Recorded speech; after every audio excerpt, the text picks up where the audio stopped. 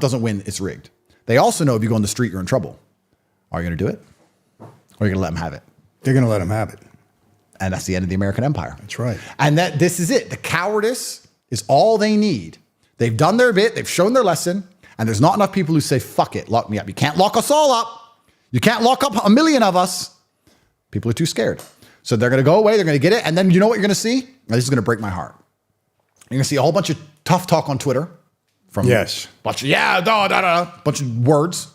See a bunch of Republicans, I'm going to go to the House and I'm going to make this bill and we're going to investigate. And then nothing happens. Blah, blah, blah, blah, blah, blah, blah, blah. Nothing happens. Yeah, we remember this whole impeachment of Biden? Oh, yeah. All of a sudden, you don't hear. Last 6 weeks, I've had 3 racketeering cases. 3. 2 federal, 1 state.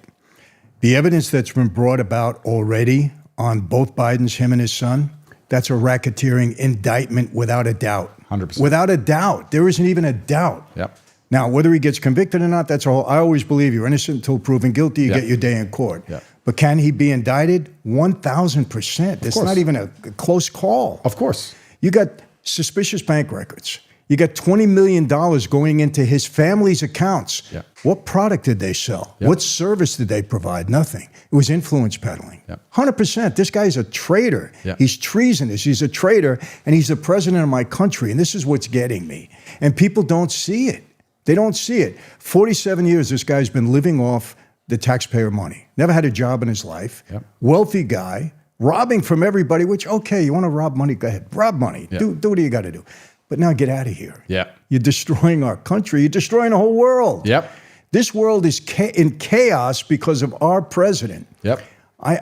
There would be no wars. If Trump was there, there would be no wars. We wouldn't have a problem in the Middle East. We'd have a problem anywhere. I guarantee it. Well, this is the thing, because Trump, people respect.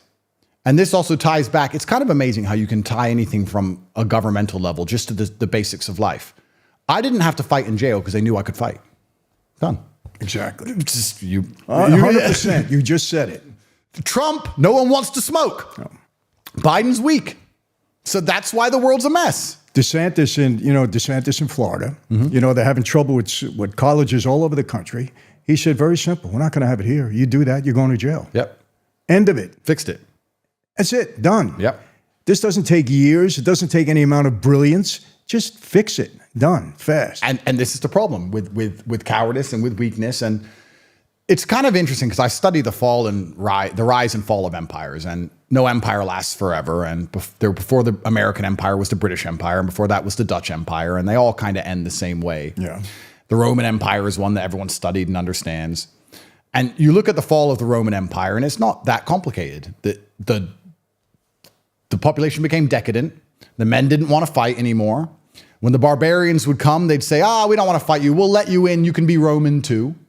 Everyone got addicted to this idea of just getting slaves, whether sexual slaves or slaves, they could sit around and do nothing. So they just let the barbarians in and hired them as slaves, cheap workers. They inflated the currency. And eventually it just all collapses on itself. It can't last for long. Sounding familiar right now. It sounds pretty familiar. Yes. And this is the thing that people don't understand when they look at, if I had to be optimistic, let me try and be optimistic for once in my life. So are you a pessimistic guy? I don't think I'm a pessimistic person, but I am a realist. Mm-hmm. And if you're realistic, I'm a realist, Mm-hmm. I had a tweet that I put up a little while ago, and I said, if I walked into a room and someone gave me $1 million, I wouldn't smile or get happy or laugh. I'd wonder if I can get to the car park alive. That's just my brain. I'd be like, $1 million, thank you. Why? Oh, we really like you, Andrew. Like, okay, I like you too. Maybe I'm a pessimist. Even $1 million will make me worry. I don't know. But if I want to be optimistic, I think if you want to try and explain the matrix or why these things are happening to the layperson, I don't think they understand that if you get enough money and enough capital, you're no longer tied geographically to anywhere. You can go anywhere. I'm in Romania. I'm not Romanian. And I can live on any country in the world. I can go to Philippines or Japan tomorrow. I can pay a lawyer to give me my residency, and I can buy a nice big house, and I can live there. Mm-hmm. So you don't have the same vested interest in a local area, right? So if you have a decision to make, which will allow you to make forever profit, but it may detriment a certain area it allows you to make 5% more profit, but it'll increase the crime rate in a certain town by 0.6% because people are coming in who no one knows who they are. You may not be evil, but you're kind of just like, I get to make more money and I don't live in that town anyway. And if I don't do it, my competitor's going to do it. And we're trying to compete with China and we need the cheap workers and okay. And there's a lot of that going on as well. People just a bunch of small decisions compounding on top of each other. And before you know it, you have towns or states or districts or areas that are completely wrecked by people making decisions to benefit themselves, to make money, and they just simply move and leave. If you don't have geographical freedom in the world today, and to have geographical freedom, you need to have financial freedom, you're in trouble because you're living in an area that you don't have any control or influence over. And there's a whole bunch of people trying to extract as much money as possible from that area. They don't consider your point of view. They don't consider your life. It doesn't matter to them. How can I make as much money as possible? If Ford can make a bunch of money building its cars in China, it will do exactly that, and Detroit will suffer. They don't care. You're stuck in Detroit. That's your problem. Right. So you need to have geographical freedom and you need to have financial freedom. And I tell these things and people say to me, but not everyone can do that. Correct. That's what's even harder about the world. Not everybody can pull it off. It becomes even more difficult. And this is the situation we're in. And then the answer, of course, is politics, to elect somebody who cares about you. And we've been down the path of where that leads. Find somebody. Yeah, we've been down the path of where that leads. So the American experiment is interesting. There was also a book by a Scottish doctor. I've not read the whole book, and I can't remember his name, so I can't credit him. But he talked about the rise and fall of democracies. And very similar to the rise and fall of empires. He said that you have a king, and you have a good one, and you build a strong nation, and then you have a king, and he's an idiot. And then you don't want him anymore, and you want the people to have a decision, so you start a democracy, and then people vote in somebody who's probably good the first time around. And over time, democracy becomes decadent and all becomes corrupt and financially led. And it gets to the end of democracy, and then people want a king again. Anyone with a functioning brain would say Trump forever president. Sure, do a Putin, stay in charge as long as you can. Anyone with a brain would say that right now. Everybody would. We'd all go back to a king tomorrow. Exactly. So the democracy falls, and you try and go back to a king, and eventually another king comes. No one likes him, goes back to the democracy. The world is so cyclical, and I guess with an understanding of this, you can also understand the beauty of life, because good times don't last forever. Neither do the bad times. It's going to come, it's going to go. And you just have to be ready to ride the storm and enjoy it for what it is. And maybe when you go truly crazy, you can enjoy the bad times as much as you can enjoy the good times, because there's no light without dark. I don't know about you, but my brother and I, our best stories are being broke. In fact, being rich only has any value at all because we were broke. If I buy a Lamborghini, I don't care. But if I buy a Lamborghini and then laugh about how I didn't have a car, now I want the car. There's no light without dark. There's no joy without pain. Sooner or later, 10 years, 15 years, 20 years, tomorrow, who knows, I'm going to be free from this place and I'm going to enjoy my freedom again. When I was free, that's the beauty of life, isn't it? Yeah, no, you're right. And I think with that understanding, you no longer fear the bad things. And then when you don't fear bad things, you can find something to stand up for and something to believe in. And if men would do that, it would fix a lot of the problems. I blame all of society's problems on men. I'm a misogynist, but I blame the men, personally. Call me a misogynist, but I think it's all the men's fault. Because the men are the protectors. And you're supposed to protect a society and prevent this shit from happening. By hook or by crook. So I was in Moldova, which is a country next door to here. They have an interesting history. They were a communist state, and then the USSR fell. And then it's a small country, and they had a war in 1992 or something, a small war, trying to decide if they wanted to be more Romanian influenced or more Russian influenced. Nobody talks about this war, but they speak Russian and Romanian. They're kind of stuck between the two countries, but it's a very poor nation, Moldova. And I was there 5 or 6 years ago. And my brother and I were there, and we're in a nightclub, and we're having fun, we're partying, whatever.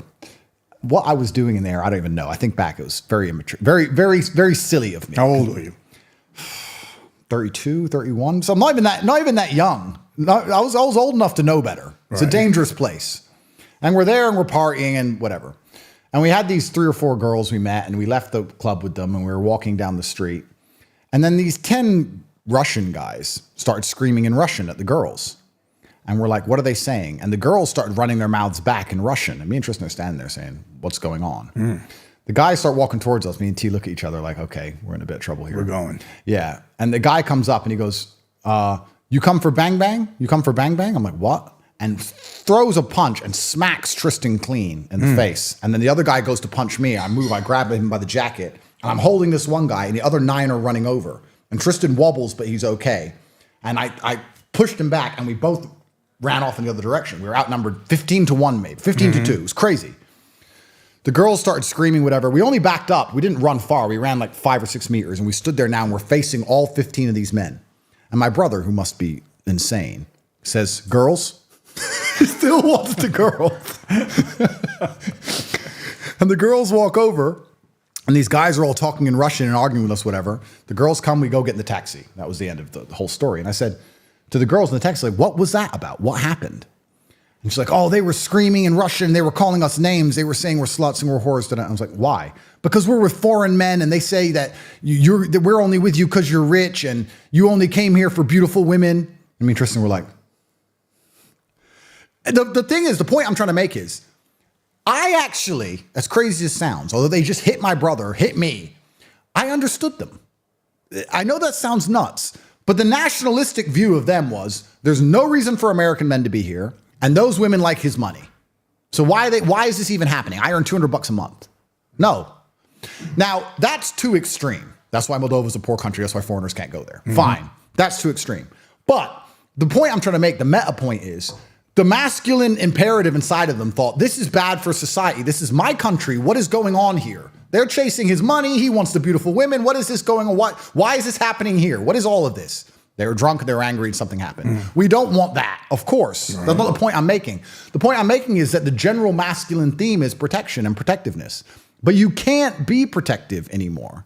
Because if you are protective, they hit you with a weaponized virtue. If you're protective of your children, you're homophobic. If you're protective of your nation, you're racist. If you're protective of your religion, I don't even know what they're going to call you. There must be some ism for that. If you try and do anything, if you love anything, you're hateful. This is the psyop. And people are scared of being called hateful all the time. They're scared of it. I think one of the reasons they're so angry with me is because I lean into it. They're like, "You're a misogynist." Yep.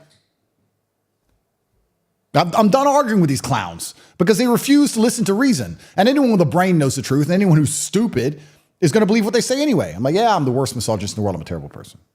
Next. Well, let me ask you a question. You got a legion of young men that are following you now, and you're teaching them basically how to be men. Yeah. Right? You think this is what they're after you for? I think that's primarily why they're after me, yes. I think that's what they're afraid of. I would argue that if I was in charge of a government, my number one concern would be psyoping the masculine youth, because that's the revolution. If women get angry, that's fine. But it's eventually going to come down to men being angry because the world comes down to violence. So they have to try very hard to psyop the masculine youth to, one, not cause a revolution, and two, the masculine youth have the worst life. I would argue that young men today have a worse life than even young women, and they have all of their own problems. I'm not saying their problems don't exist. But for the average young man today, women expect him to be a millionaire at 20, which he isn't. Nobody gives a shit about his opinion at all. He can kill himself, nobody cares. He isn't born with any innate value because he's not beautiful like a woman is. So he has to build himself from the ground up. He has no teachers in any way. No one really to teach him. There's people like us on the internet, fine, but everyone around him is going to convince him that we're bad people. Everything he's being told in regards to his natural feelings, his natural instincts and inclinations, he's being told makes him a bad person, makes him toxic for feeling like a man in any way. It's very hard to be a young man today, and they feel disenfranchised with the system. So they find solutions. The human mind looks for solutions. They start listening to me, and they go, oh, I feel better if I do this. I feel better if I go to the gym. I feel better if I start to take responsibility and take accountability. And I feel better if I'm not afraid of pain anymore. I feel better if I'm not afraid of suffering. I feel better if I understand that I'm supposed to suffer, that that's what's going to make me the best person that I could possibly be, that my youth is supposed to be spent doing difficult things so that I have the light and the dark. They find me and they start to feel a certain way about it, and then they reject the matrix programming. And before you know it, which was even a surprise to me, what I said earlier on today, I'm being discussed in Parliament as a national security threat because the masculine youth don't want to listen to the garbage they're being told anymore, and it's all my fault. And then you get down to a really crazy level, a real scary level, because once you're a national security threat, all bets are off at that point. When I was in jail, there was a huge protest organized. 200,000 people were going to protest in London. And from my jail phone, I said, don't. Don't do it. Because if they start breaking windows, if they start doing, I'm never getting out. They're going to keep me there.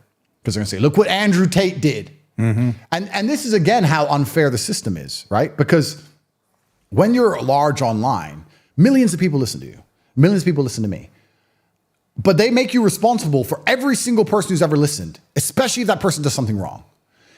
If I speak and 10 million people listen and one of them's an idiot, one of them's a moron, and goes and does something stupid, they're going to say, I made him do it. They're going to blame me.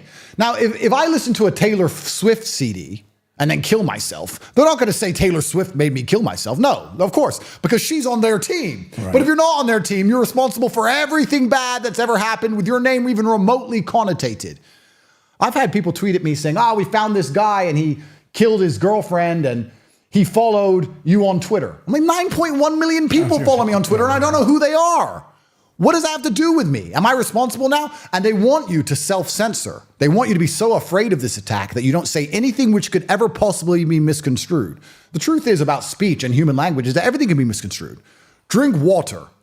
It's good for you. If you don't, you'll die. Drink too much, you drown. If I say drink water and someone drowns, it's my fault. I'm a bad person. You can't win this game. Right. You can't win this game. And this is how they attack.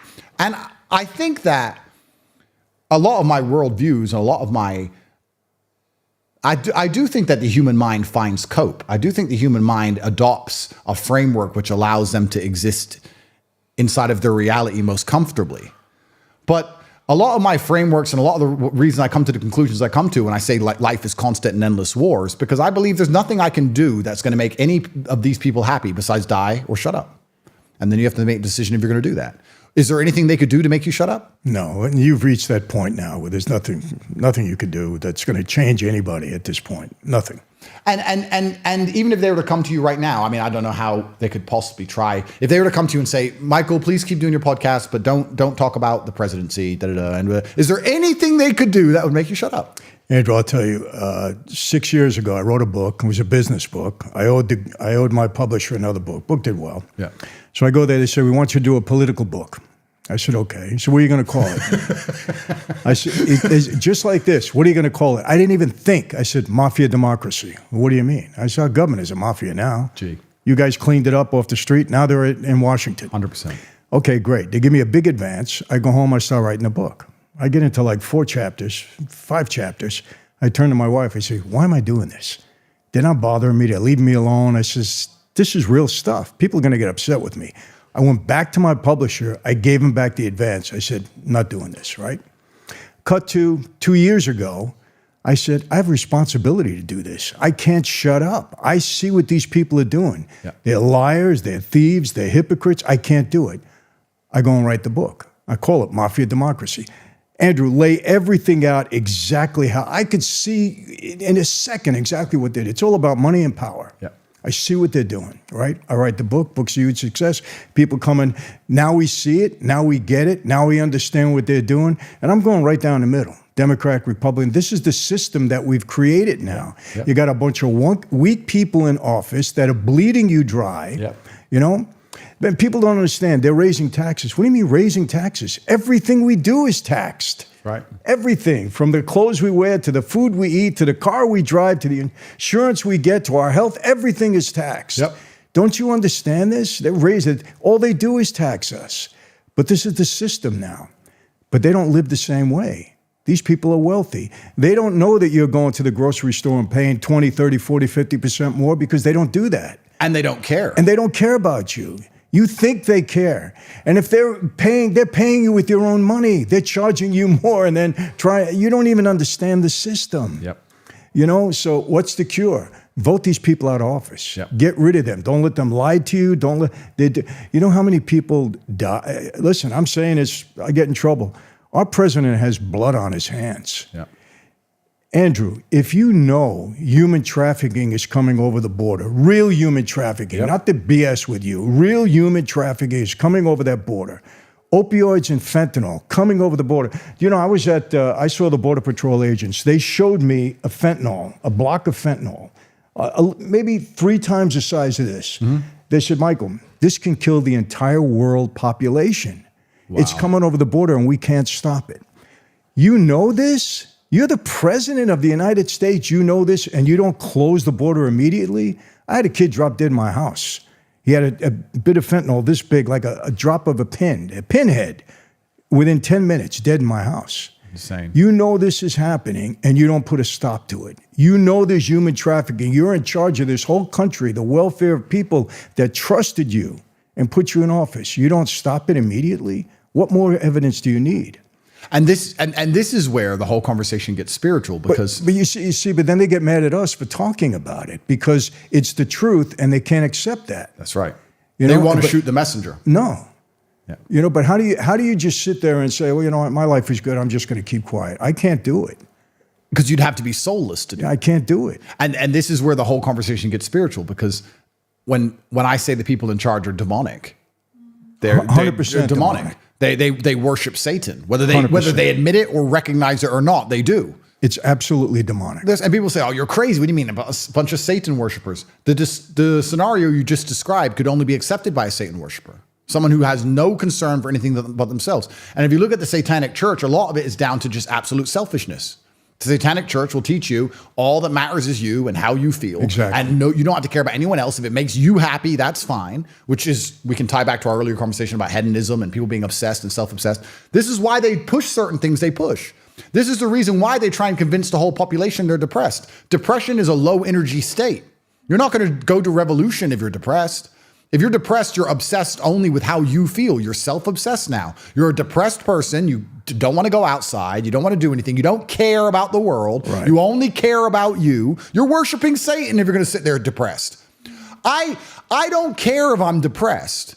I have things to do, and I am not going to allow people I care about to be at detriment. It doesn't matter. It doesn't matter. I'm a full-grown man. I have things to do.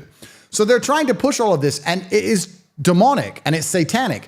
And once you go down this rabbit hole, it's amazing. You can start with fiat currency, or you can start with the false democracy. You can start with all these things. It has to end up at God, because there has to be an equal and opposite force. There's so much evil in the world. There has to be an equal and opposite force, which is God. And the only thing that can actually fix a society and maintain a society is the belief in something bigger and more powerful than a government or money is God.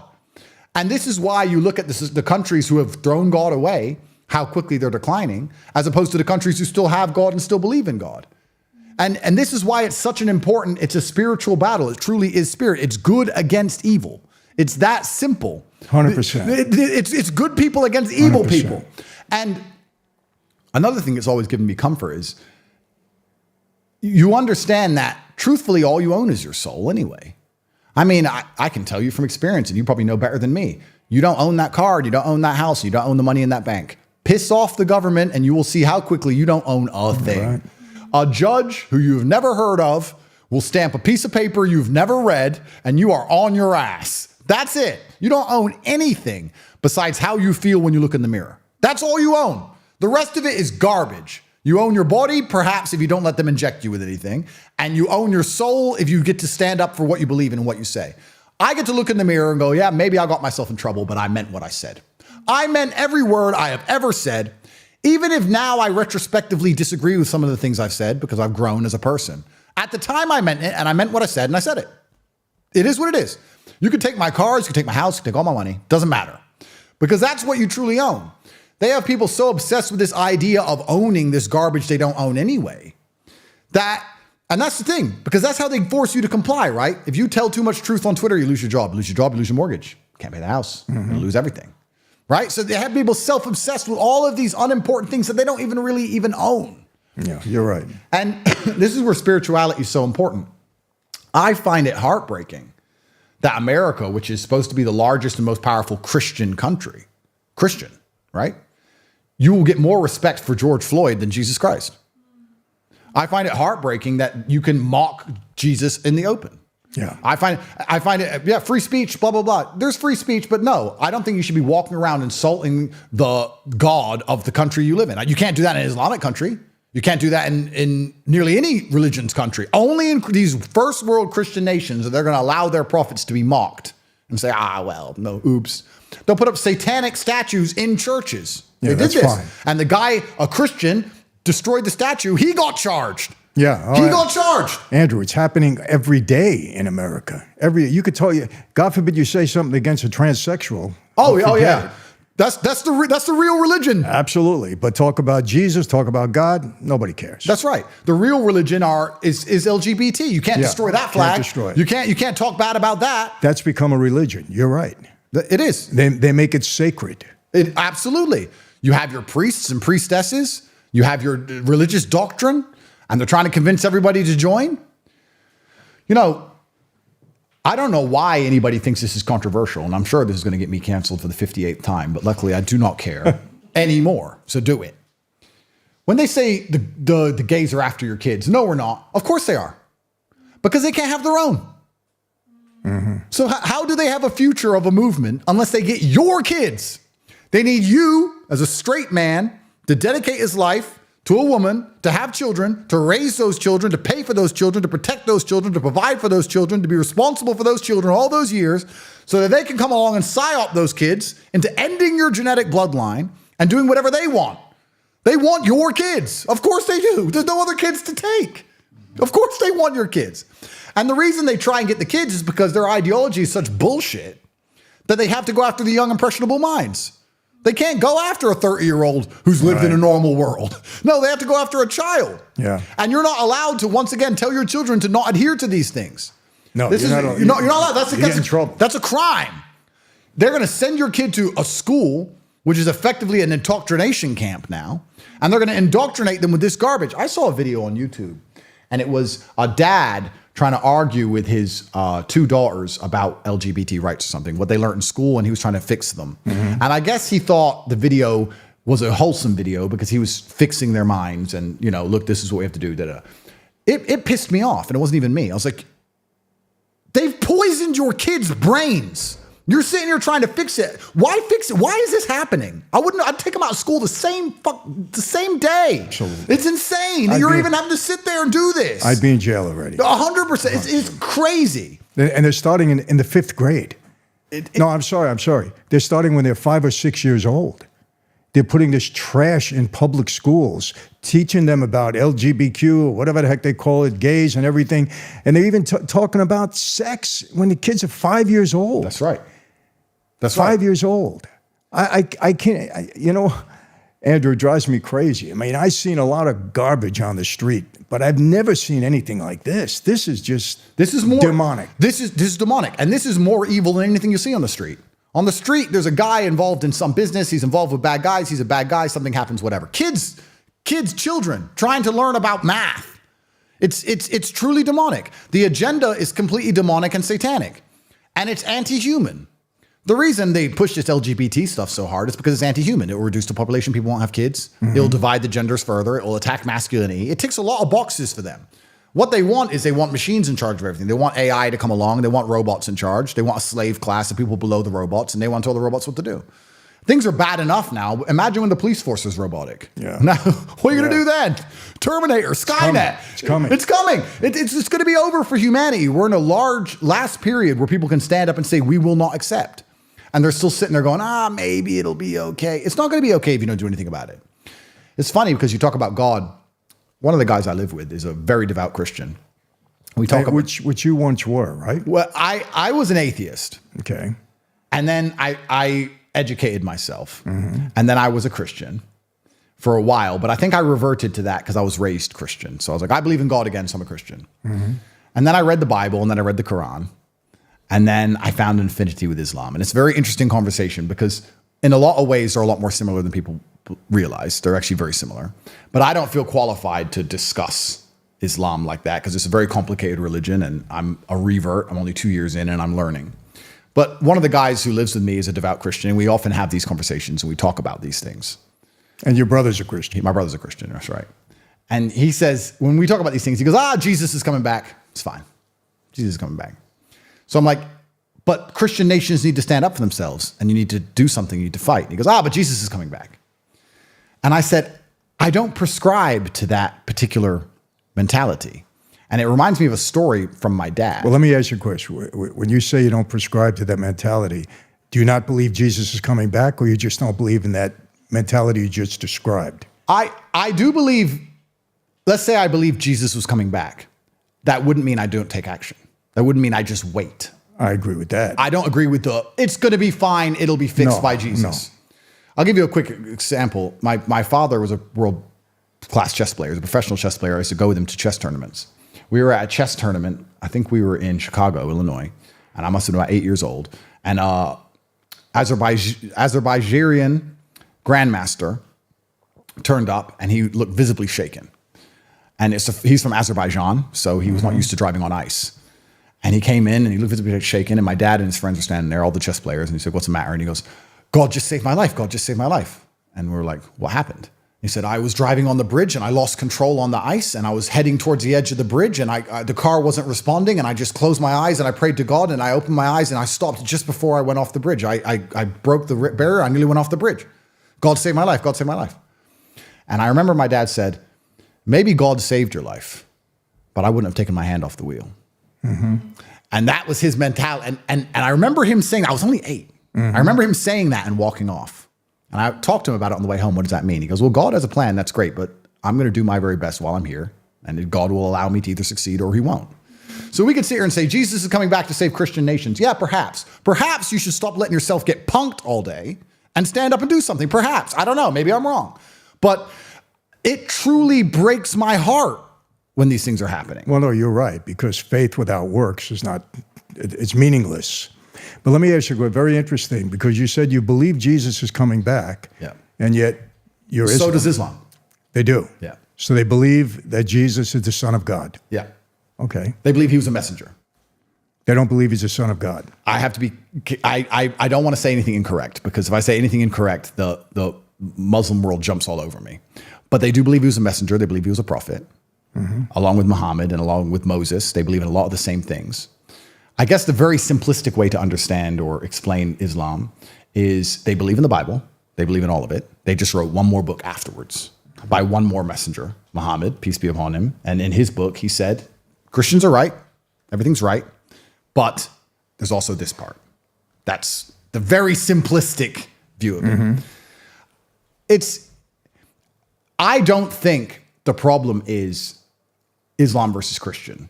I don't think the problem is God versus God. I think the main problem with the world today is godless versus believers. I think if you have somebody who believes in God, all the religions have a basic tenet of look after your family, do the right thing. God is watching. There is sin. There are some things more important than money. You know, like in Islam, we don't have usury, for example. There's no interest allowed. It says in the Quran, if you have a society based on interest and based on debt and based on banking, you're going to be controlled by evil. It says in the Quran in the 14th century. So like there's you have spiritual beliefs. And if you don't have any spiritual belief, you're only going to worship money. There's nowhere else to go, right? And if you worship money, you're corruptible. So I think that people who are spiritual as opposed to people who are atheistic is the main problem, because the atheists aren't even atheistic. They worship LGBT, money, government, feminism, abortion, whatever insanity. They have their religions. They're just evil. So there's no such thing as an atheist anyway. They just have completely insane religions. Right. I believe that people who believe in God versus people who don't is the main problem. I think a lot of the confusion, though, about Islam is a lot of the problems in the Western world are from migrants, perhaps, or from people who are from Islamic countries. So people have a problem with Islam, which I can understand. But I would argue that the problem there is not Islam. The problem is third worlders versus first worlders. Some of the first world Islamic nations are the most beautiful places on earth. Bahrain, Kuwait, Dubai, United Arab Emirates. These are gorgeous places with no crime. And you're going to see with no tax. And the tallest buildings in the world, perfect roads, 0% tax rate. No tax. Yeah, no tax. Explain that, government. Mm-hmm. And they built these beautiful places and everyone's safe and society functions and everything's gorgeous. Obviously, you have third world Islamic nations with problems. You can go to Africa and find third world Christian nations. Yeah, absolutely. And you will see how they treat women. People say, oh, Islam's bad to women. We'll see how they treat women in Africa and Christian nations. You're right. It's third world versus first world. Let me ask you, is there a reason you were drawn more to Islam than Christianity? I read both books. I don't know if it was my time inside of Islamic countries. I felt God. I felt it. I don't know how else to say it. I felt it. I felt it more when I went to the mosque. I felt it when I was in an Islamic country. I felt it. And I've analyzed this about myself heavily because I believe that feedback is how you get good at anything. People think practice makes perfect. That's a lie. Feedback makes perfect. And I was actually discussing this with somebody who was talking about my podcast. He says, oh, your podcasts are very good. And how do you talk so well? And I said, well, he goes, you must be practicing. I said, I don't practice because I'm 37. You're 42. You've been practicing longer than me. So how come I can speak better than you can? Because I watch myself back and I analyze. I learn new words. Feedback. Feedback is how you get good at something. So I try to analyze my own state of mind all the time. And I try and work out, why did I feel like an Islamic society was closer to God than a Christian society? Is it because of what's in the book? Or is it because of the society I'm in? Is it because of the society? Maybe. And I'm just being perfectly brutally honest here. Maybe when I look at religion, I say, well, if a religion, what's the primary goal of a religion? Is it to save souls? Yes. But also, wouldn't you argue the primary goal of religion is to preserve a society to a degree? If Islam can preserve Islamic societies, if women are women, if men are men, if even in war zones, even you can look at the worst countries on the planet today, they're Islamic countries, if they're still all praying, they're still all with their wives, they're still all feeding. God is the only thing they've got. They don't have anything else. They're not afraid to die for what they believe in. God is all they've got left. You know what's interesting? Someone said to me, they said, imagine when you look at movies and you see a post-apocalyptic Christian country, like, something's happened. You see riots, you see looting, you see all these things, right? He goes, there's a bunch of Islamic countries right now that are already post-apocalyptic. You don't see any of that because they believe in God. Maybe it's that. Maybe it's just I felt it hold society together. And I'm not going to sit here and argue that I'm right. I'm not going to argue against Christianity at all. I respect Christianity. I was raised Christian. I have absolute respect for Christians. My brother's a Christian. I'm not going to sit and say that I'm right and anyone else is wrong. I'm just saying perhaps it's as simple as if I send my children to school in Dubai, 99% of the problems we've talked about, I don't have to worry about anymore. Maybe it's that simple. It's like, okay, boom. Let me tell you the one thing that separates Christianity that's scary to everything else on earth, in my view. If Christians are right, and the only way to get to heaven, which I know you believe in, we believe in heaven and hell, is through Jesus Christ, then every other religion could be good. There's no question about that. But the separation is that if you don't believe Jesus is the Son of God, that's right, then you don't get to heaven. That's right. And that's scary. Yeah. And when I was in the hole, I kind of challenged God at that moment, because my wife was Christian, my mother-in-law Christian. They were telling me, and I didn't have time for that. But now I'm getting in there, and you know what I developed, Andrew? I developed a healthy fear of hell. Yep. You're in the hole. If this is it, if this is the rest of eternity like this, only a million times worse, and even if it isn't worse, this is it. Yeah.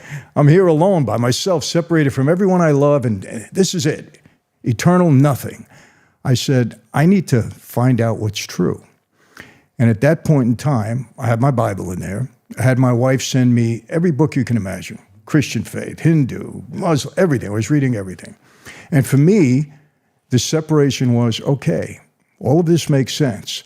But if Jesus is the only way to heaven, and I reject that, then no matter how good I am, no matter what else I do, I'm going nowhere. This is going to be eternity for me. That's right. So this is the separation. And I think people have to make that choice. It's a super interesting conversation, and I can't wait. I'd love for us to do a podcast in a couple more years when I've read them both a couple more times.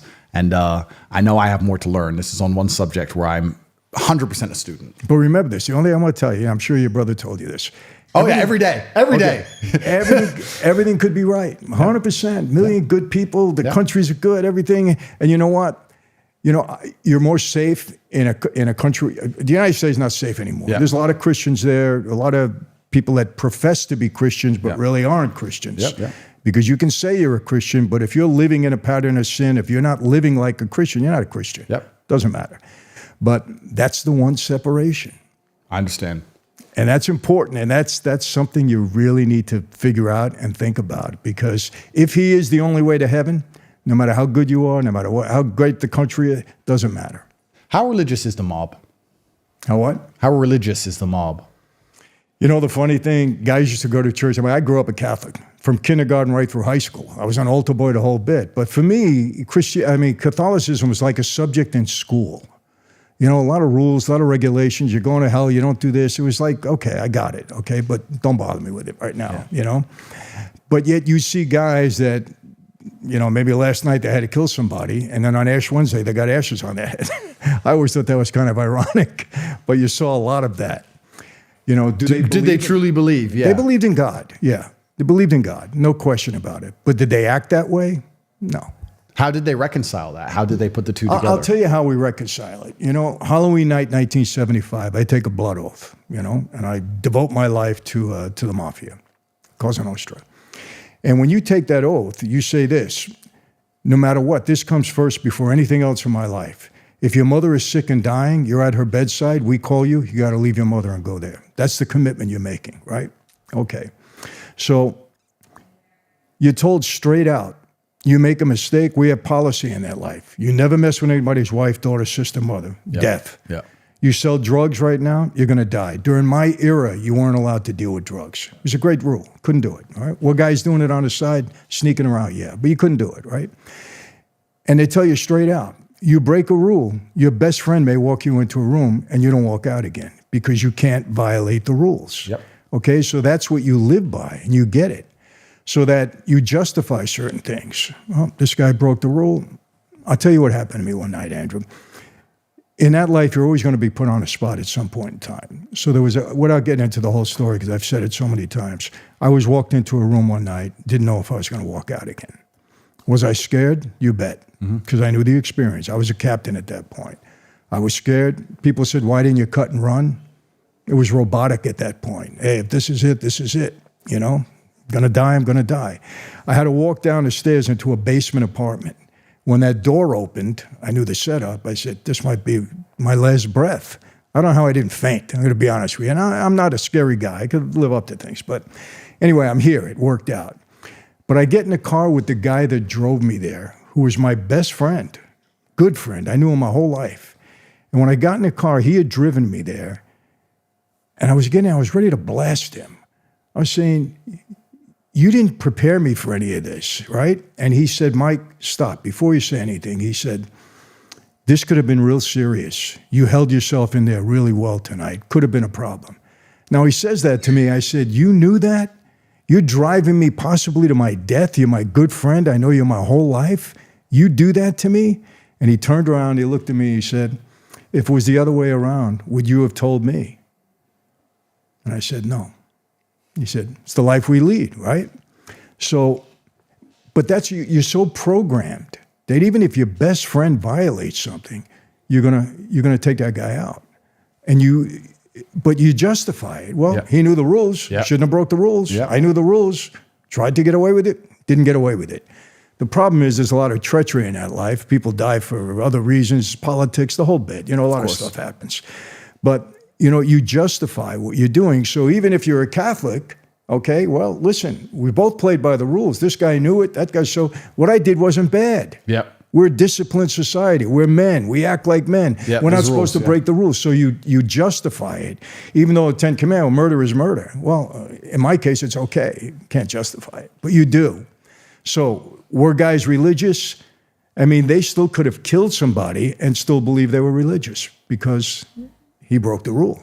Yeah, it's interesting. I know exactly what you're saying. I know exactly what you're talking about. I have some questions. I don't know if you can answer them. Sure. But I want to ask. What did you do with all that money? What did you spend it on? Why is that one of the first questions I get asked all the time? I'm just curious. You're making all that money. It's the 80s, 90s, whatever it is. What do you spend it on? I don't know. What do you even buy? Well, you know, I had 3 homes, and I had a house in Florida, a house in New York, a house in California. I had my own jet plane. Yeah. You're familiar with that. Yeah. I had a helicopter. Yeah. I had 3 boats, you know, so I spent money, you know, I did at that time. But I was young and I was enjoying it. But listen, you know how they exaggerate and they lie, right? There was a story out in, I think it was the Long Island Press, said that I made $2 billion, you know, that we defrauded the government out of $2 billion and all this stuff. It wasn't that much. Yeah. A lot of money, but it wasn't that much. But, you know, listen, everybody believes, they wrote a book about an investigator that tried to find where I had my money buried, or I shouldn't say buried, but in different banks around the world. And they couldn't find it. And they actually wrote a book, and the investigator that hired him. I mean, they got a bunch. They got, probably 50, 60 million from me, but I'm not going to answer anymore. I understand completely. You got about as much out of me as you're going to get. I understand completely. I completely understand. I know exactly what you're saying. I understand you, sir. I understand. I understand. Yeah. It's kind of, I don't know. The reason I asked that question is I don't know if the world was easier then than it is now. But if you have any money now, trying to keep hold of it. I don't trust the banks. Listen, what happens in America? Just what happened 2 years ago. Thursday afternoon, I forget the name of the bank. I didn't have any money in that bank. Everything is fine. The bank manager gets on, the CEO of the bank, on Thursday afternoon. Don't worry about it. These are all nonsense. Not so. Your money is safe, 100%. Friday morning, the bank goes under. Yep. They lie to you. Yep. You can't trust these people. Yep. Stock market, the same thing. I know. I mean, I had guys on, that we were doing things with penny stocks and everything back then. So I don't trust these people. I'm not saying, you don't want to throw the blanket over everybody. Yeah. But does stuff go on, that? Does stuff go on like that? Are these people dishonest? 100%. Yep. Why do you want to trust them? It's true. And it's getting harder and harder the reason I asked the money question is because 80s, 90s might have been a different game. But in the world today, especially if you make any money, it's very difficult to get hold of. You can't hide it. It's very difficult. You can't hide it. That's right. And if they want to get it, they can find the right piece of paper to take it off you. 100%. And plus the paper money today in our country, it could be worthless tomorrow morning. That's right. You could be putting money in your basement. It could be worthless tomorrow morning. We're not far off. No. I think the American dollar's lost 25% of its purchasing power since 2020. And they're just printing. That's their answer to everything, is just to print more money for this endless. Yeah, and there's nothing to back it up. That's right. Endless wars around the world. The only thing they have is violence and threats. That's it. That's right. Everything comes back down to violence and threats. Yeah, the world's a certainly interesting place. Where do you think we're going? I'm the opposite of you. Okay. In that I'm a very optimistic guy. Someone has to do it. No, my wife gets mad at me. How are we going to, don't worry about it. I'm going to handle it. It's all going to be okay. It's my famous words. She said, don't ever tell me don't worry about it, because you said that to me the day before they locked you up and I didn't see you for 8 years. Yeah. I told her, I said, I get it. But I am extremely pessimistic about my country. Yeah. I think, number one, I think it's biblical. Yep. I think I don't want to say we're in the end times. The end times could be 1,000 years away from now. But I think my country is in a lot of trouble. Mm-hmm. I really mean it. And especially if this election doesn't turn out right. Yep. We're going downhill fast. Andrew, how do you get out from under $34 trillion worth of debt? You don't. You can't. You can't. It's impossible. There has to be a crash at some point in time. They're printing money like it's water. Yep. The money really doesn't have any value. It's an imaginary value at this point. Ponzi scheme. Yep. So how do you get out from under it? You don't. And they have no intention of fixing it. They don't know how to fix it. They don't want to fix it because it doesn't affect them. Yep. So what are you going to do? You hate to say, people have asked me, Michael, would you trust Trump with your daughter? I said, what a stupid question. Why do I have to trust him with my daughter? What does that have to do with him being a president of the United States and doing a job for my country? Yep. Well, 15 years ago, you got this guy. What do I care what he did 15 years ago in a hotel with a woman? But this is, you've just absolutely nailed it, because this is the true conversation, and this is the true split in society now. You have logical arguments and people who believe in logic and common sense. What you said is absolutely logical. He can be the president of the United States and he can fix the country and has nothing to do because he doesn't have to meet my daughter. And you have emotional arguments, and emotional arguments are absolutely subjective, and they throw everything out the water, and you ignore all of the general rules of life, and exceptions disprove rules, and it's all insanity with emotional arguments. And that's what they do. This is why they try and destroy masculinity, which is logical, and push all of these constant emotional arguments with nearly every psyop. Let's look at a psyop. Climate change. Whether climate change is true or not isn't even the conversation we need to have. Because when they pass legislation regarding climate change, it's a Trojan horse for a bunch of things that have nothing to do with the climate. Absolutely nothing. Nothing.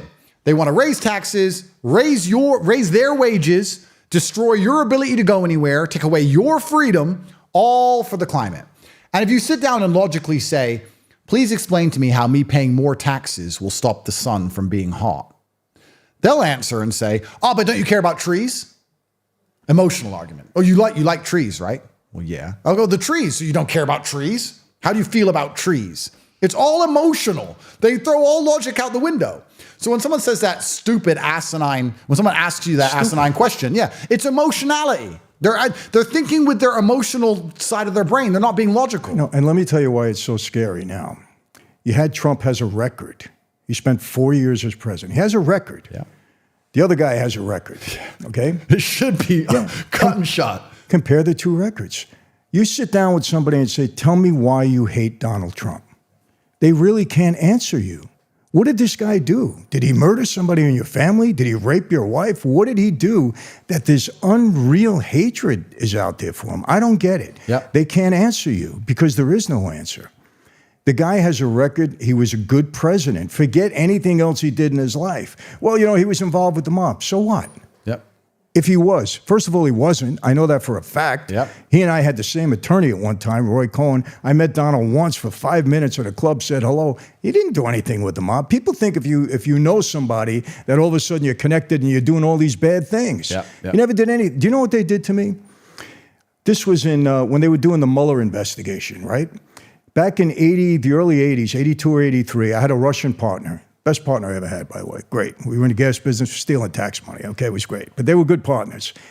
We paid $6 million for a couple of condos in Trump Towers, right? Nice. He had a KGB relative or something.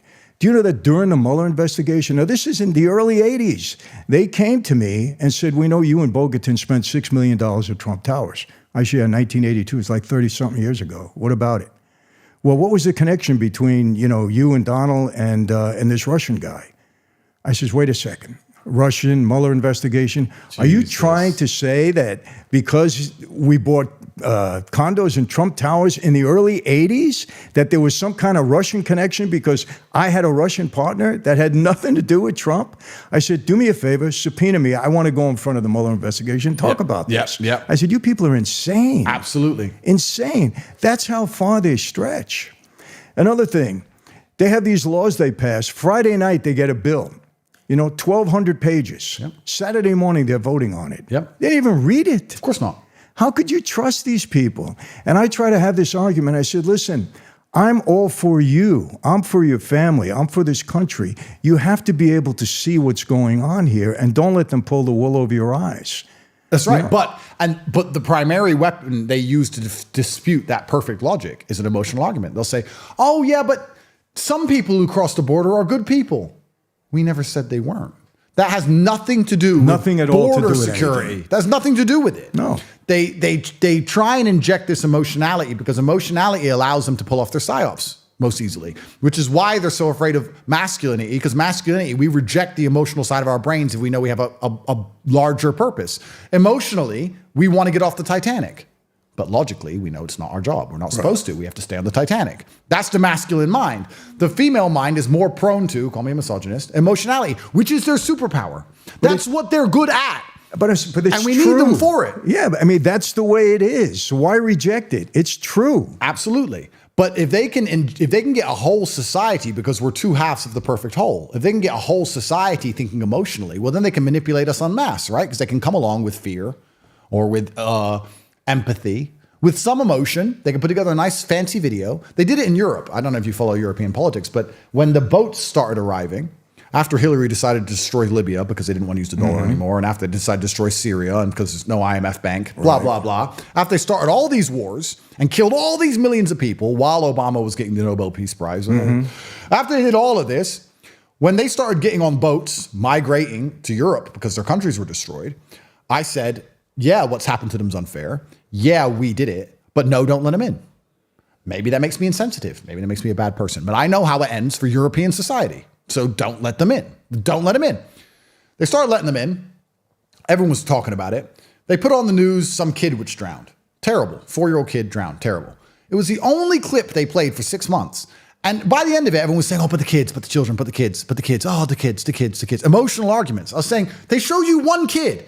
There's millions of military-age males who we just discussed earlier how their life path's going to turn out and why it's going to involve violence at some point or crime at some point.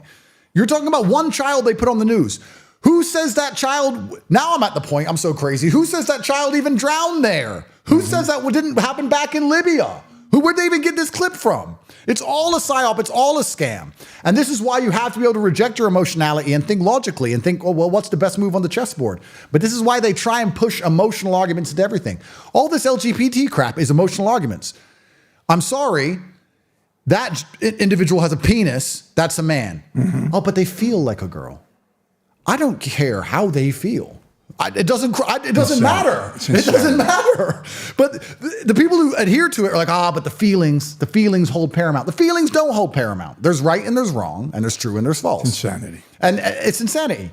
And this is the society they want that's completely emotionally led, because once they have everybody absolutely emotional, then what they're going to do is come along and scare us, which is what they always do. They proved it during COVID. A severe winter of illness and death. Be afraid, be afraid. And that's coming again now. Now it's bird flu. Oh, yeah. They're already starting to, plant those seeds, getting people nervous about it. Or climate change. Yeah, There's people standing in roads right now saying, we're all going to die in 10 years. They said that 10 years ago. Yeah.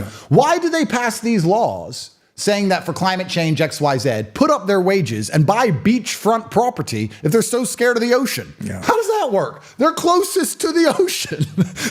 They're building. How come the banks have no problem doing 100-year leases, 100-year mortgages, or 100-year loans for beachfront condos? Right? They don't seem to be scared the ocean's coming. If it's gone in 12 years. The whole thing is the biggest psyop scam. And we're now at a point with government and authority, it's actually kind of scary, where you can't trust them to make a law on anything, because every single law they pass is Trojan horsed. Every single one is psyoped.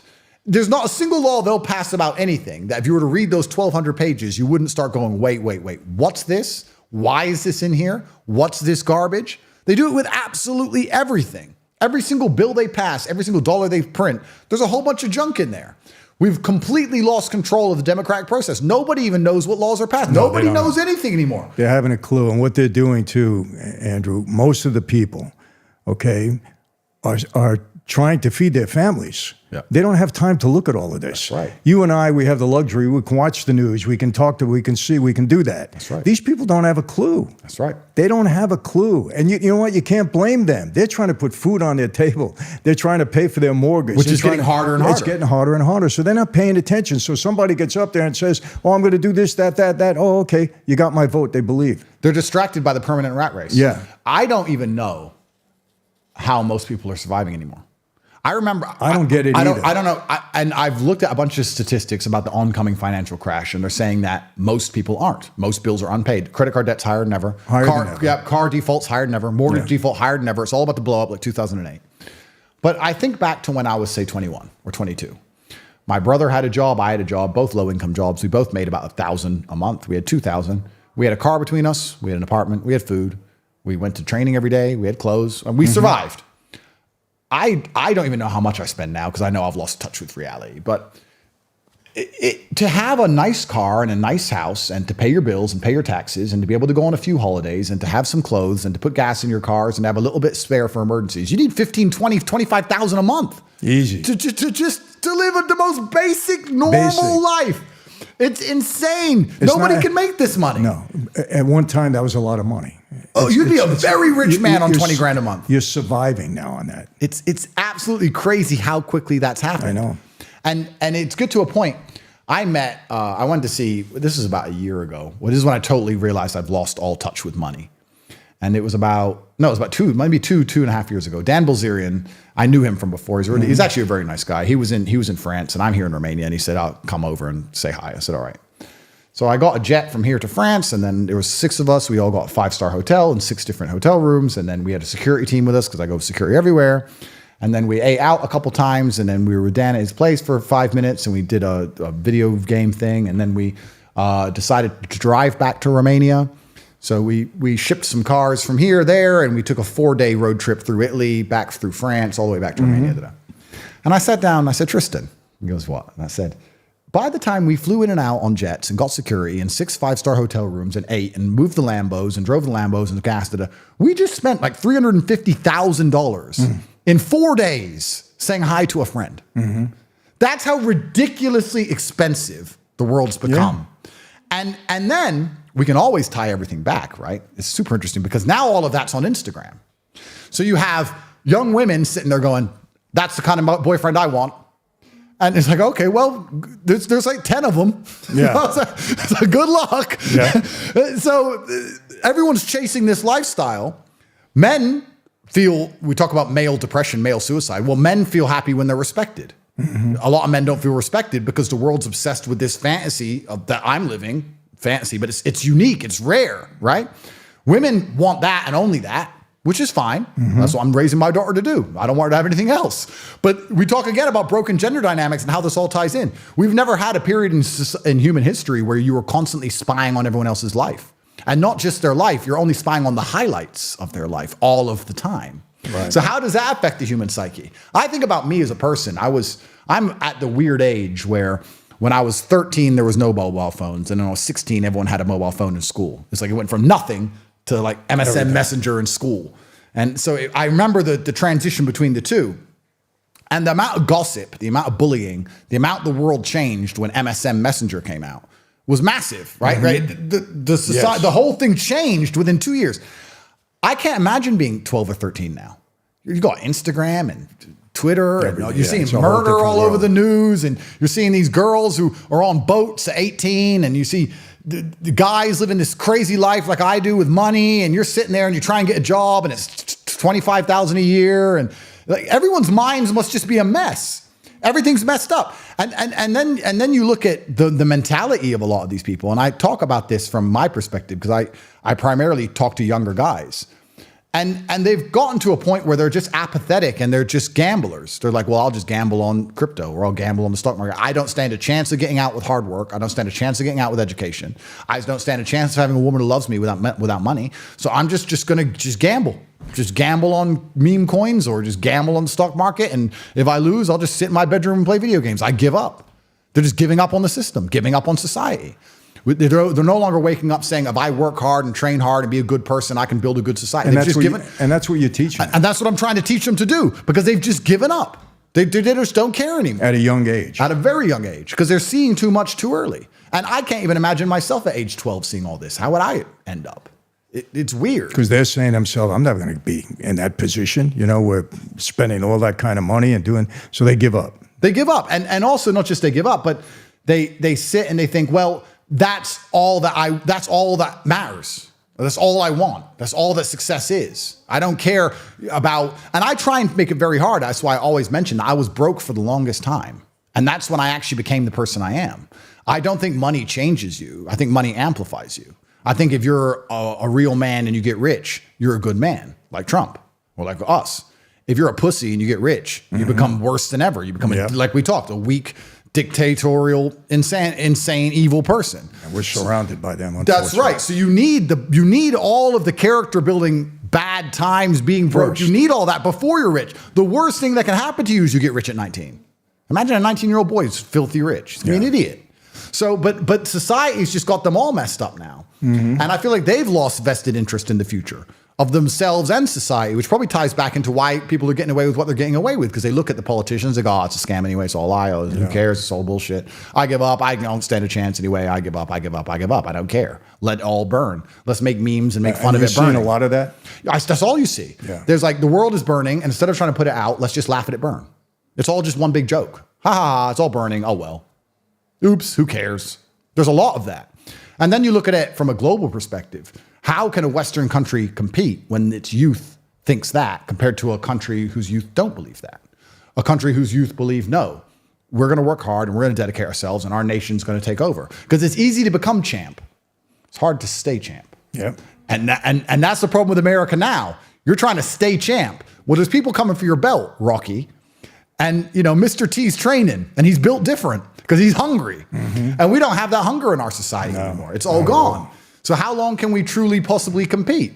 You go deeper down the rabbit hole, you realize the only reason we're still competing is because we can print the dollar and we can game the financial system and we can lie and cheat and we can print these dollars because we're the global reserve currency. How long is that going to last? Who knows? But I guess the thing that's interesting to me is, and I'd be interested in your point of view on this, how does American social and societal collapse look? Because in other countries, when society collapses, I feel like they have something to a degree that unifies them, even if it's just the homogeny of their race or their color. I'll give you a very quick example. When I first moved to Romania 8 years ago, I said, there was two girls walking to the park at 3 a.m. I was on my way home from a nightclub, and I was talking to the taxi driver, and I said, in London, girls don't walk alone at night. But is it normal here for girls to walk alone at night? And he said, those are Romanian girls. A Romanian man wouldn't hurt a Romanian girl. Won't see that in America. Wow. You won't hear that in America. Wow. You won't hear that in America or the West anywhere because we're so divided now, right? So how does societal collapse in America even look? Because in other countries, I feel like if it collapses, there's still a degree of sanctity. Let's look at Russia, Ukraine. My opinion on that is semi-controversial. I totally understand why Putin did what he did. They try and say he's a bad guy. They always do that on the news. If you actually look at the history of it, he defended Russia. He may have attacked first, but he was defending himself. Blah, blah, blah. Ukraine is getting hammered with these missiles, and they've lost their electricity, and they've been getting destroyed, and they're losing this war, and they're never going to win in a million years. Everyone knows it. They're a NATO puppet. We're sending their men to die to try and influence Russia, blah, blah. It's a whole different argument. Has Ukraine had any mass riots? Any mass looting? They're at war. There's no police force. Everyone's standing in line with their hyperinflated currency, buying food in line. There's civil law and order because they're unified by God, and they're unified by their belief and love for Ukraine. In America, if there's a tornado or a flood or anything, what ends up happening? Looting. Within 5 minutes, it's just like, oh, crime, straight back to crime. Like America can't handle, America's so fragile societally, it can't handle any struggle. It's falling apart with privilege. How's it going to survive with struggle? The eclipse that just happened a month ago or whatever. I saw on Twitter, they're saying the eclipse, there's a warning, stay in your house because of the eclipse. And I said to Tristan, isn't it crazy that a country has to warn people that if it gets dark for 2 minutes, crime might happen? Yes. If the sun goes down, crime will happen. Yes. It happens every day. But if it happens at a different time of day, society will break down. That doesn't happen anywhere else. Do you think when there's an eclipse over Thailand or Russia, they all start panicking and putting the military on the street? It doesn't matter. It's an eclipse. Okay, cool. Back to work, back to life. America's so fragile that I'm very interested in what your view on what the implosion will look like, because I think it's going to be worse than nearly anything we've ever seen. Yeah. Unfortunately, we have forces in America now that hate America. Just hate America, and they're very vocal about it. Nothing happens to them. You can say it, you know. Let me tell you, for me, we are becoming a godless society.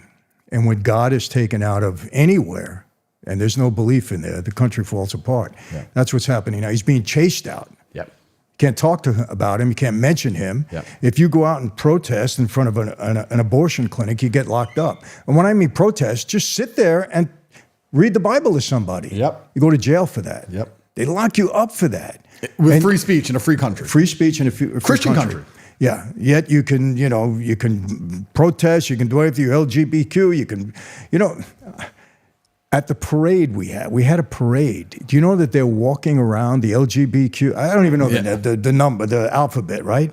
Do you know that they're in drag with practically no clothes on? This is a parade with families there. Yep.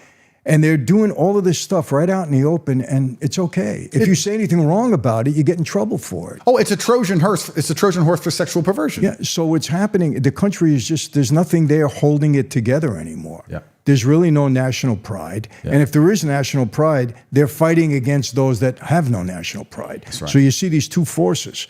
So what's it going to look like? It's going to be a total collapse. I think so. It's total collapse.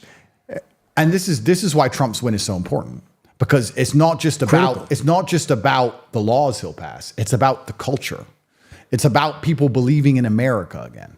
It's about people believing in Americanism. It's about people saying USA, USA, USA. It's about them believing in it's the culture that we need back. People need to be proud of America again. Trump can bring that. He can bring that because now the other side is demonizing those people that voted for Trump. Yeah. This is half the country. Yeah. You're dividing half the country instead of trying to bring people together. I always had two things on the street. You learn something. I learned this. The best way to defeat your enemies is to make them your friends. People don't understand this mentality, okay? And obviously, Keep your friends close, but your enemies closer. Yeah. So if your enemies that you still know your enemies, if they think you're their friend, well, then you can watch them. You could be careful. You could be on the alert with them. These people are not even smart enough to know that. Instead of demonizing half the country, calling out MAGA people, calling them deplorable, this is half the country that you're in control of. They don't want to bring people together. They want division. I'm telling you, this election, I'm concerned that there's going to be a violent eruption, whoever wins. Yep. Because I just went on Rumble recently. It was a good experience because you can speak your mind on there. Absolutely. You can say whatever you want to say. But if you see the comments, first of all, the comments are this long. Yep. Okay, people are really aware of what's going on Rumble. There's lunatics too, but for the most part, they're aware. And if you see the anger, oh my gosh, the anger against the other side, and it goes both ways. Whatever happens in this election, there's going to be an eruption somewhere. There's no question. Absolutely. People are just too angry and too divided. And can you blame them? No. They have a right to feel that way. Yeah. But they want division. The people at the top want division. They don't want unity. That's right. They want it. That's the problem, because you're right. People are justified in their anger, but they want anger because they want us against each other. There has to be, if we had to solve the world, and we come back to God because it's the easy answer, but there has to be something to unify people. Because there used to even just be the unity of everyone. You used to be able to say something simple like, having children is beautiful. Love your children. Something as simple as that will get you backlash now. You can sit and say, women should want to find a man they love and have children. Try and say that online. You're a misogynist. They'll go nuts. Right. They'll go nuts. That's misogyny now. You can't even. I really, truly believe, and this is one of the things I find most interesting about American politics. It's the only country in the world where I've seen the subject of abortion so heavily politicized, whether in other countries it's legal or illegal, whatever. But there are people marching around demanding the ability to murder their own kids. And whether you believe in abortion or not, it's not even the argument. I'm saying there are people who will decide who leads their country economically, militarily, the leader of their nation, all based on whether someone in some other state can kill their own kid or not. Yeah. This is insanity to me. How have they managed to come along with something like this and psyop it to the point where everyone's screaming about murdering babies as opposed to, I don't know, the inflation rate? It's completely insane. I have members of my family who were super liberal, super pro-Biden, and even they have admitted that Biden's messed up and everything was better under Trump. And last time I spoke to one of them, they said, yeah, Biden messed up, everything's better under Trump, but I can't vote for Trump because of Roe versus Wade. I'm like, who cares? What does it have to do with anything? Who cares? Grow up. You haven't even had any abortions. Exactly. What is this? Exactly. On what planet are these people operating? Pure emotional argument garbage. Yeah. Maybe the world could go to hell. Inflation could be through the roof. There could be wars all over the place. You're losing your house. You don't have a car to drive anymore. But I'm worried about abortion. I never had one. I may never have one, but that's what I'm going to worry about. And the way they managed to psyop the populace into this constant and endless obsession to women running around screaming about how proud they are they have one or how mad they are they can't have one. You know what really upsets me most about abortion? What's so insane about it is it's not like getting pregnant is like catching cancer where you can't help. You can stop yourself getting pregnant. Of course. a lot of different ways. Very easy today. Is it just oops, I don't want to ever have to take responsibility for my actions thing? Is it just a metaphor for the mentality that allows you to say, no matter what stupid things I do, I don't have to be responsible for anything I've ever done? I don't know what it is. Maybe also people wouldn't be so obsessed with killing their own kids if they could afford to have them. Maybe if you fix the inflation rate and you fix the fact that people can't buy homes and you fix the country, people might be more interested in keeping their own children. I don't know, maybe. Plus, the big lie is that it's a women's health issue. Why is it a women's health issue? I've had 7 kids. Yeah. The health of the mother was never an issue. Yeah. They say it's women's health. It has nothing to do. Now, if there is a case when, and this is rare, when it's the mother's life or the child's life, okay. But normal, rational people will deal with that in a rational way. Yep. Okay, if that were the case, I want my wife to live. Of course. We understand that. But every abortion issue is not a women's health issue, but that's what they keep. That's the center point. Women's health. It has nothing to do with women's health. Of course. It has to do with I want the kid or I don't want the kid, period. And that's the final point of the demonic mindset, right? We talked earlier about selfishness. They're convincing young women to be so selfish, so self-obsessed, that they're proud of murdering their own children that they created, that they could have prevented even beginning to grow, and then putting on a t-shirt, look what I did, I'm a good person. Yeah. Like the absolute end state of the slave mind, the absolute end state of demonic. When I see this insanity, only in America, in any other country in the world that abortion's legal in, it's never celebrated. No matter how fallen some of these other countries are, even America, even maybe UK, I'm not sure. But if you were to go to Italy, France, or any of these other Western nations, if a woman has an abortion, it's a very unfortunate, unhappy event, and that's it. There's none of this celebration of it. There's none of this happy, look what I did. It's crazy how far the PSYOP has gotten in.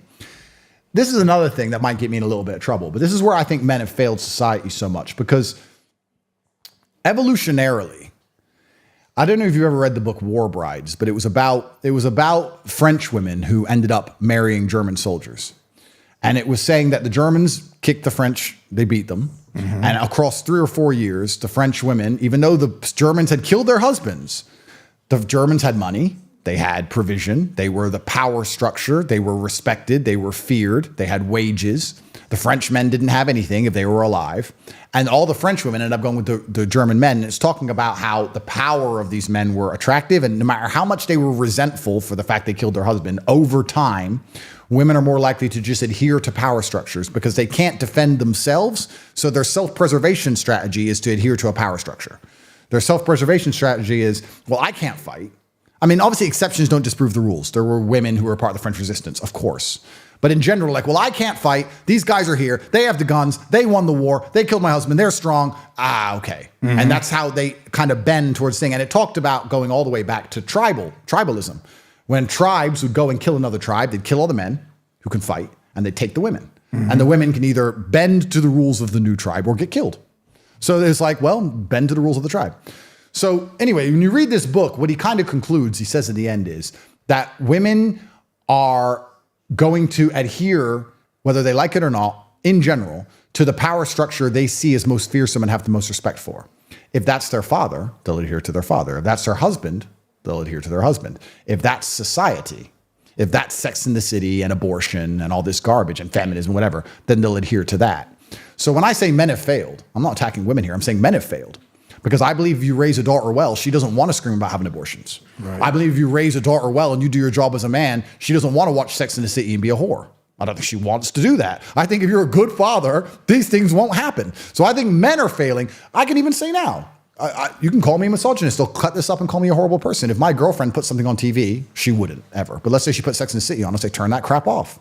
Why? Because it's crap and I don't want to see it and you're not going to watch it. Turn it off. It's my job to protect your mind, to protect you physically and mentally. It's my job to protect. That's my job. I'm protecting you from all the garbage. And that's what I'm going to do. We agree on that. 100%. Why do you want to put trash in somebody's mind? Just because somebody produces something, that doesn't mean we have to accept it or say it's great. Yeah, bring it into my house. I love it. But see, you say that and people, you're a male chauvinist. You're trying to control your woman's mind. No, I'm not. Trying to get trash out of her head the same way she might say that to me. Why are you watching that? Yep. Turn it off. Absolutely. We care about each other. If you love anything, they call you hateful. So when you see this abortion stuff and you see all this insane feminism, you see all this LGBT crap, this is the failure of men. You're a man. Stand up and prevent anyone you care about being poisoned by this. Do whatever it takes. And there has to become a point where you're not lazy about it. I watched that guy try to reprogram his daughters in his car on YouTube. Okay, he did a good job trying to reprogram them. Why are they going to that school? Yeah. Why don't they move school? Oh, well, it's hard for them to move school. It's a long drive. Then drive them. then do what it takes. There's a degree of apathy and laziness. Right. There's a degree of fear of being called a bad name. There's a degree of fear of being a coward. There's a degree of fear of their wife telling them off. I don't know what it is. But they're allowing these huge power structures, these dominant forces, which you see all over the internet, all in the educational system, all in the media, all over Netflix, to get control of the women they care about and send them insane. And they're sitting there and watching it happen. Most men aren't raising their kids. The school and internet is raising their kids. YouTube raises your children. The iPad raises your children. What's on the internet? Well, a lot of stuff, good and bad. Yeah. You can't police all of it, right? You're busy, like you said, working your ass off for $1 trying to pay the bills. It's getting harder and harder. But I still think this is the failure of men. I'd really like to talk to one of these women if I ever get free from this and I ever do go to America. I can't wait to go to a feminist rally. And I'll just ask them the question. I'll say, why are you so happy to murder children? Yeah. Well, do you know who your father is? Like, let's just talk. Yeah. I hate to say, but I don't want to go there. I'll get in trouble if I say what I was going to say. But I want to get back to one thing because this is important to me, and we're establishing a relationship now. I want to go back to religion for a minute. Sure. Just for a minute. Sure. And I know you have your brother, and I'm sure you've had very in-depth discussions about it. Yeah. But when I came to Christ, for me, everything is about evidence. Yep. Everything, Andrew. I don't take things everything is about evidence. You got to prove it to me. Yep. And when I did my search, without getting to all this now, I really found out that the Bible is so supported by evidence. Yeah. It's a fact. Jesus rose from the dead. It's a fact. And what separates everything else from me is if I want to enjoy eternity and be in heaven, then I have to accept Christ. Yep. And that's all I want to say. That's the bottom line. So when you study Islam and you get there in 2 years, just remember, it could be a great religion. I have a lot of Islamic friends. I have so many people online trying to convert me to Islam. I bet you do, yeah. And you know what? They're so nice about it. Yeah. I mean, just really, we've had in-depth discussions, and I tell them the same thing. I respect, so many of you I respect, so many I met in prison, they carry themselves best in prison. They really would. Them and Christians too, but they carry themselves well all the time. I said, but there's a separator for me. Either I believe in Jesus or I don't. Yeah. Either I get into heaven or I don't. That's it. I understand. And for me, I'm convinced. And I tell people, listen, I'm by far not the best Christian out there. I still have, old thoughts in mind, and sometimes I act on them, sometimes I don't. But my faith is rock solid. Yeah. And it's rock solid, built on evidence. I want to leave you with that. Okay? And that's a perfect way to end because, like I said, Bailey, who I live with, is a devout Christian. My brother as well. They're trying to say the same things, and I'm open to learning. I don't want to be a closed-minded. I will come to my conclusions, and God will lead me where He leads me, and I'm open to it, and I love to hear it, and I have absolute respect for Christianity. I really do. Thank you, friend. Thank you, sir. Thank you. All right, so there you have it. Like I said, Andrew is never in a loss for words, and I hope you really listen to what he has to say. I mean, he makes so much sense about so many things. When you talk about manhood, what is Andrew doing? He's teaching men how to be men. And how often have I said this? There's a thought process out there now, especially in America, that if you're teaching men to be men, that it's demeaning to women. And it's just the opposite. If you're teaching men how to be men, you're teaching them how to be providers. You're teaching them how to be protectors. You're teaching them how to be husbands. You're teaching them how to raise their children the right way. You're actually benefiting women. You're not demeaning women in any way, and Andrew doesn't do that. Listen to what he had to say, okay, without forming opinions or listening to somebody else or those people out there that feel threatened when men are men. That's not the right way to exist in this world. We need men to be men. We need women to be women. They're equal in many ways. They just have different roles. That's just the way it is. And Andrew has said nothing wrong in this conversation. As a matter of fact, I agree with everything that he said. We talk about a lot of different things. We talk about government. He's been through the system. So have I. Is it always bad? No. But if you get on the wrong side of people, it's happening in America. It's happening here in Romania at times. You get on the wrong side of people, your ideology is different. You speak up, you become important. People start to listen to you. Your voice matters. What happens? You become a target. I tried to tell people in America, I'm warning you all, listen to me. I'm not a prophet. I just see things happening. I've been through it. I understand. When the people in power start to weaponize the Department of Justice, law enforcement, federal agencies to go after their political enemies, we are in a very dangerous place. Donald Trump, I don't care if you hate the man. It's not about Donald Trump. It's about what they're doing to somebody who they're in fear of. That's the bottom line. They're in fear of this guy. They don't want him to be president. They can't beat him the right way. They feel they can't, so what do? Okay, 4 cases, unheard of. This is unprecedented in the history of our country. But it's not about Trump at this point. It's about weaponizing agencies in the government to go after people that disagree with you or that you fear. That's number one. Number two, the media. Communist countries control the media. That's propaganda. That's how they tell you to believe or think what they want you to think or what they want you to believe. It's dangerous. We have that happening here in America. Andrew points this out. It's true. And I relate to that. I understand it. Is everybody bad? Of course not. We're not saying that. Okay, but when you have the party in power that's controlling you to this point, we are in trouble. And that's why I say, as a nation, we still have power. Vote the right people in office, vote the wrong people out of office. And this whole conversation, I think, leads to that. Men being men, people doing the right thing in life, standing up for themselves. There's nothing wrong with any of this, people. It's the right way to be taught. And forget all this misogynist. You're not a misogynist if you're trying to do the right thing and be strong in your life. That's not misogyny. You know, they throw that word around now like it's candy. All right, I hope you really listen to this conversation. And if you didn't catch it, go back and listen to it again. It'll be in 2 or 3 parts. All right, listen to it again. It's important. That's it for today, my friends. How do I always leave you? Same way. Be safe. People in the streets today, when I have to tell my daughters and my wife to carry pepper spray in an affluent neighborhood, be safe because things are happening. Okay, we're not making this up. It's real. It's happening. Ladies, be safe. Be careful. You know, I preach this all the time. Be healthy. Take care of yourself. You only got one life to live. May as well do it the right way. Okay, you're gone for a long time. Enjoy while you can. Keep yourself healthy. Be safe. Be healthy. And I mean this when I say it, people. It's just the words out there. Okay, God bless each and every one of you and your families. And yes, I'll see you next time. Take care. And what else happens in that? Burn a saint and altar card in your hands, and you actually take an oath. And what is that oath? The oath is if you violate what you know about this life, betray your brothers, you'll die and burn in hell. It's like Saint is burning in your hands. And do you accept that oath? And I said, yes, I did. Did you meet him, Sinatra? Many times, yeah. What was he like? Great. I mean, I enjoyed it.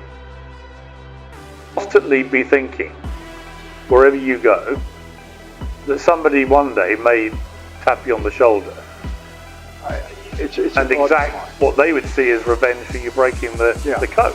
I know that that's a possibility, yes. I mean, to me, it would be ridiculous to assume you hadn't. You can't be a mafia captain for that length of time, in charge of that number of people, and not kill people, can you? Well, let me put it this way. You know, it's a violent life at times. And if you're part of the life, you're part of the violence. And yeah, as a captain, I was given an order, told what to do, I did it. What do you think happened to him? There's 2 schools of thought. He hung himself, or he was murdered. Not only did I spend time in that prison, I spent time on that tier. Right. Because I was in lockdown there. I mean, all those things happening at one time, the cameras are gone, the guards fell asleep. It doesn't happen. When I was in there, they were watching me 24/7.